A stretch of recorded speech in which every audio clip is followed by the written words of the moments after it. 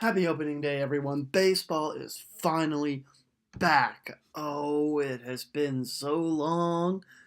Oh, it's been a good number of months since we've seen a real baseball game that actually matters. The Houston Astros are now set to defend their World Series championship, but we got a long way to go to get there, and thankfully, today is the day where it all begins. Opening day is so much fun for baseball fans everywhere. It's more than just a game. It becomes ceremony, and I would say it's about tradition, except that the networks have decided to put that aside. Yes, still after all these years, little sour about the fact that they've taken the opening day first game from the Cincinnati Reds, as they had traditionally done for goodness knows how many years in a row. But as it is with any business, it's all for the sake of making that dollar bills. But I do miss the Reds opening day game being the being the official start of the season. But it is now time to just sort of put last year aside, put the anger I have about that situation with the Reds aside, and get ready for this upcoming season. And what I'm going to do for this MLB 2018 preview is go over the standings from last year, where I think teams will move. I'll give their record, and we'll say trending up, trending down, staying about the same. Um, we'll see where it goes, and then I will pick, because there are two wild cards. I will pick two wild cards, and then I will pick who I believe will be in the World Series. And at the end of the season, we will see how well I did. Um, but first off, a little bit of some home school love here. This is a baseball themed IPA called Rounding Third. And it's not bad. Mad Tree does IPAs well. This is a good IPA. We're going to enjoy that throughout this. I don't have a special frosty glass available, unfortunately, right now. So, we're going to start off in the American League, because I live in the Northeast. That's the league that tends to get the most love. So, last year's standings, Boston won the division at 93 and 69, New York at 91 and 71, Tampa Bay was third at 80 and 82, Toronto 76 and 86, and then Baltimore was at the bottom at 75 and 87. I'm going to flip for this year. I'm going to flip Boston and New York. I'm going to give New York more wins. I'm going to say Boston's going to stay about the same. I really think that I like Boston's pitching better than I do the Yankees, but the big offseason move to get Giancarlo Stanton for the Yankees, and the ability to put him in that lineup with Aaron Judge, that's going to be a stacked lineup. Their pitching, again, iffy. We'll see how it is this year. Could be a mixed bag, but if they're going to put up as many runs as I think they're going to, a mixed bag will be just fine. Boston picked up a good bat in J.D. Martinez, so I think that's going to give them definitely more power at the very least. They should put up a few more runs. I still think they're the better pitching team, but we'll also have to see how well it holds up. I know they've got some injuries on the in the rotation with Pomeranz being out, but I think I'm still going to pick them for the playoffs. I'm just going to flip Boston and New York. I'm going to drop Tampa Bay. So Tampa Bay trending down. Um, so what I'm gonna do is I'm gonna move Baltimore up to third, and I'm gonna move Tampa Bay all the way to the bottom because Tampa Bay, I do not like any of the things that Tampa Bay has done. It's almost like they're cleaning house. As a matter of fact, I argue that they are planning to clean house, and they're sort of going to start rebuilding their program from the bottom up. So Toronto's going to stay the same. I think Toronto's win number as 76 is probably going to be about where they are this year as well. So I'm going to flip Baltimore and Tampa Bay, and I'm going to go for the American League East: New York, Boston, Baltimore, Toronto, and Tampa Bay. So the Central is where we got another two teams last year in Cleveland, Minnesota. Cleveland was 102 and 60. Minnesota 85 and 77. Kansas City 80 and 82. Chicago at 67 and 95, and Detroit at 64 and 98. Abysmal. Okay, so I think Cleveland's going to win the division, but they're not going to win 102 games. I say that number is going to go down a little bit. This is a tough division. I do like some of the moves that Chicago has made. I know that Kansas City has let a lot of their talent go. But right now, I don't see any reason to sort of move Minnesota. I think Minnesota's win total is probably going to go down a little bit too, but not so much that it's going to be a major difference. I'm going to move Chicago over Kansas City, and I'm going to keep Detroit in the basement, which is kind of a shame. I know there's still some talent on that team, but I don't see them being any better.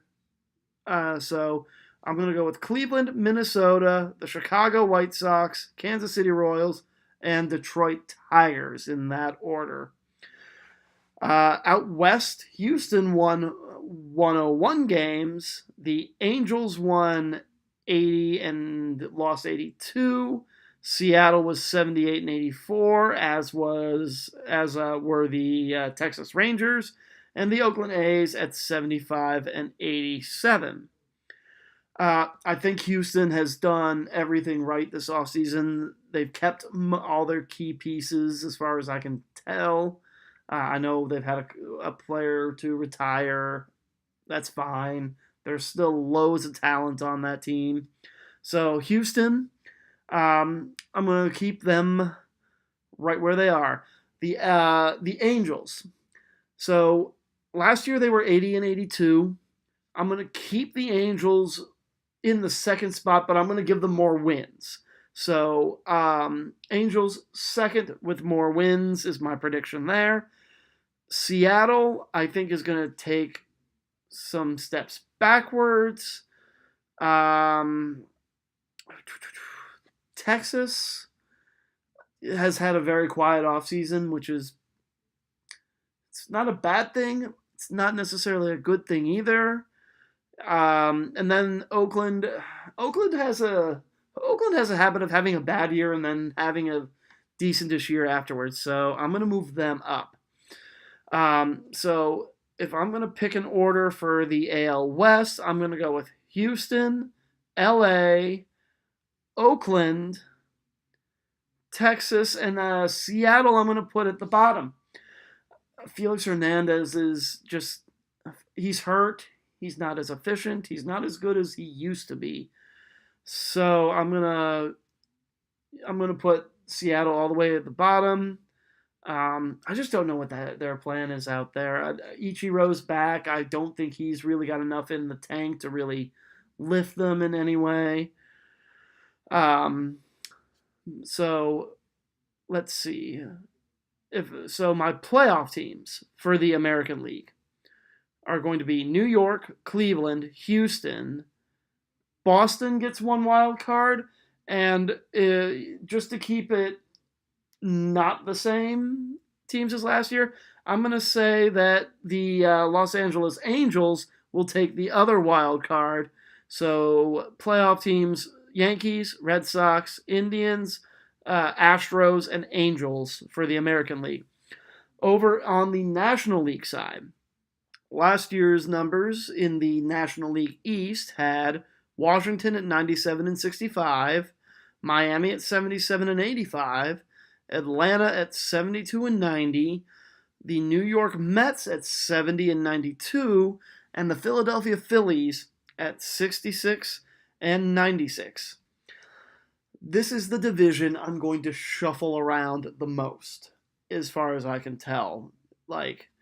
I think Washington's going to win as they did last year. I just think there's way too much talent on that roster, and plus Bryce Harper's going to be playing out of his mind this year because it is his contract year, and there's a lot of talks about him trying to become the highest paid base player in the history of Major League Baseball. And so if he wants to get that contract, he's going to have to play just ridiculously out of his mind. So Washington is going to win that division.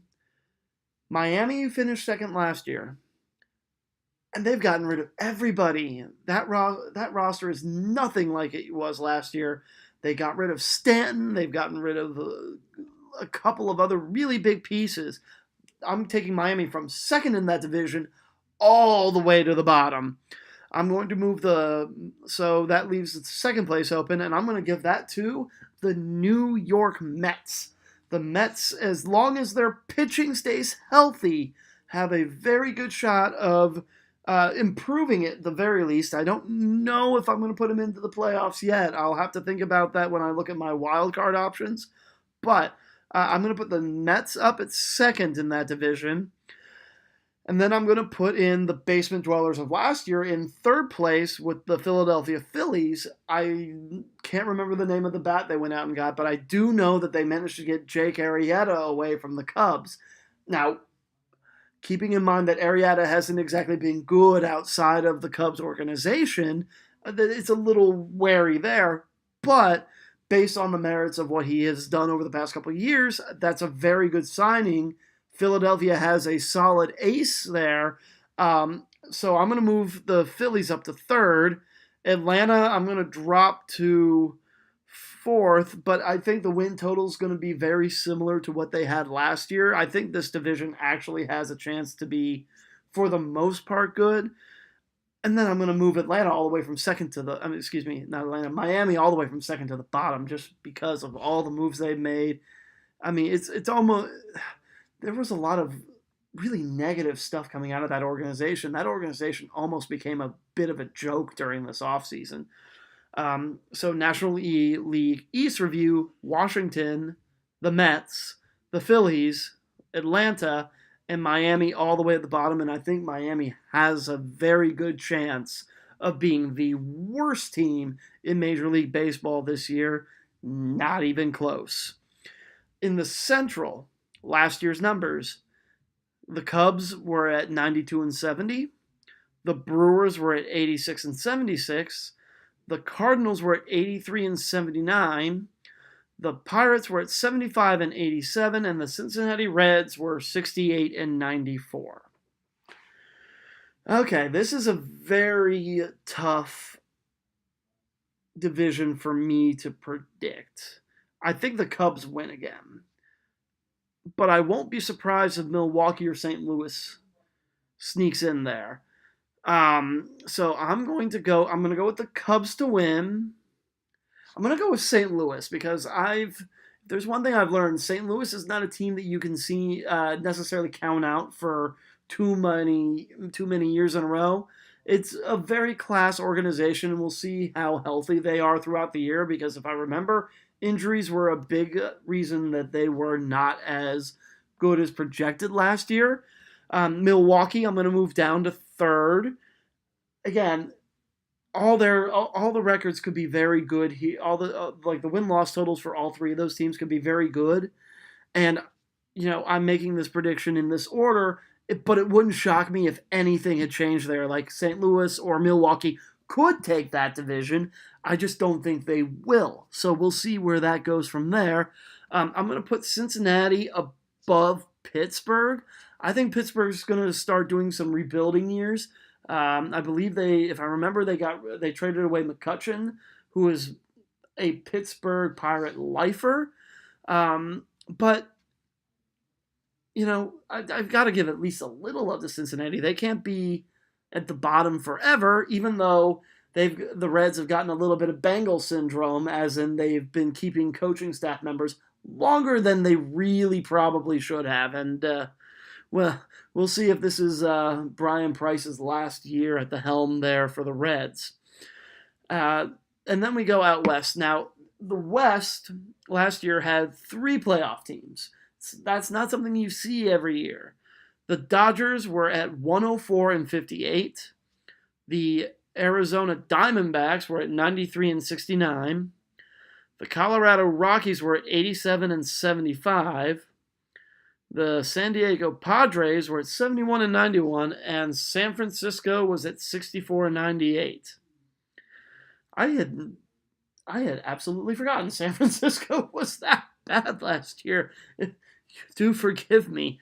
If I need to look at this again, were they the worst team in baseball last year? Oh my God, yes, they were. The San Francisco Giants were the worst team in baseball last year. And once again, to start off this year, they don't have their best pitcher because their best pitcher took a ball off his wrist in spring training and is now out for the first couple of weeks of the season. But as I look at the standings, this was a very, very top-heavy division last year. So I'm going to take the Dodgers again. I think the Dodgers are still one of the most talented teams in baseball. And when you have the best pitcher in the game, which you can really argue that they do, they had another guy who was an up-and-comer last year. There's still a lot of talent, in their up and down their roster, in spite of the fact that some of the talent is getting a little up there in years.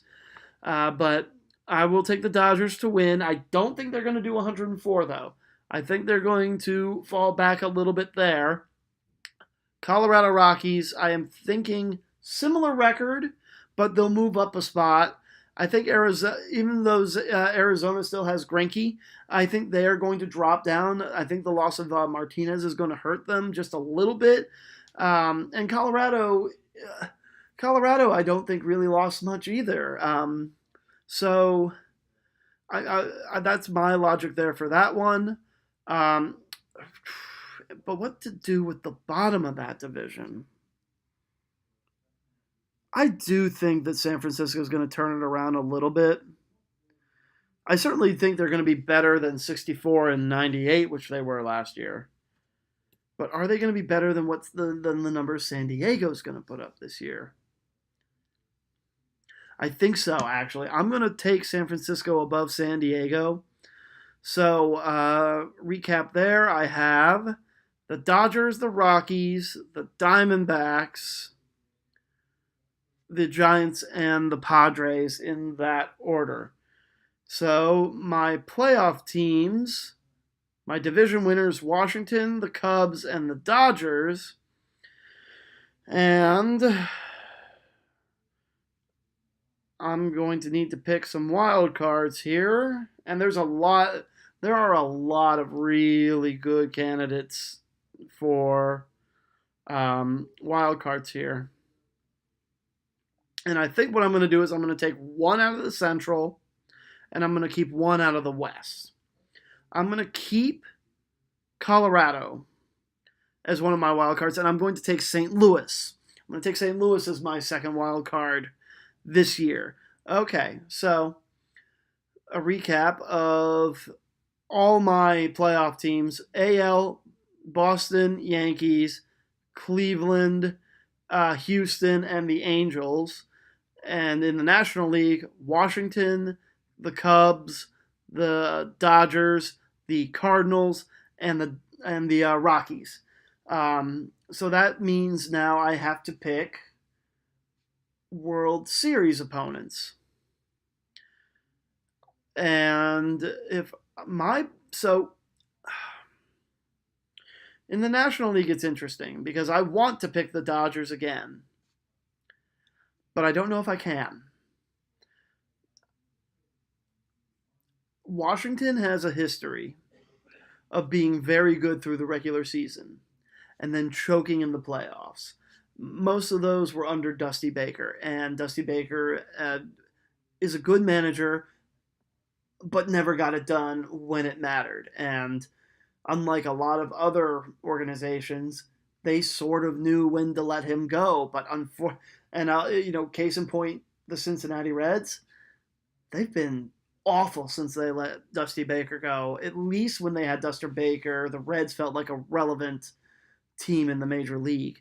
However, new management this year, much of the same talent, plus what I assume will be an extra driven and determined Bryce Harper. I'm going to pick the Washington Nationals to be the National League representative in the World Series. In the American League, I like Houston to face the Yankees in the AL Championship Series. Whereas I think that the Bronx Bombers are truly going to be the Bronx Bombers again. Houston's going to be able to match them for the most part in offense, but I think that Houston has a better rotation than they do. So I'm going to say Houston goes back. Okay, so my World Series is the Houston Astros versus the Washington Nationals. And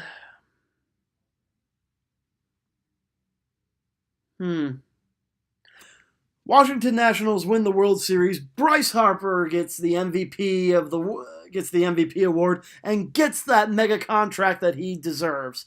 Those are my predictions for this year's MLB season. Do you agree? Do you disagree? Comment below. Let me know what you expect out of your team this year. And also, please subscribe if you liked this content. You can follow me on social media at DL Movie Sports. I hope you enjoy opening day and the upcoming baseball season. Let's have a cold one together, and cheers.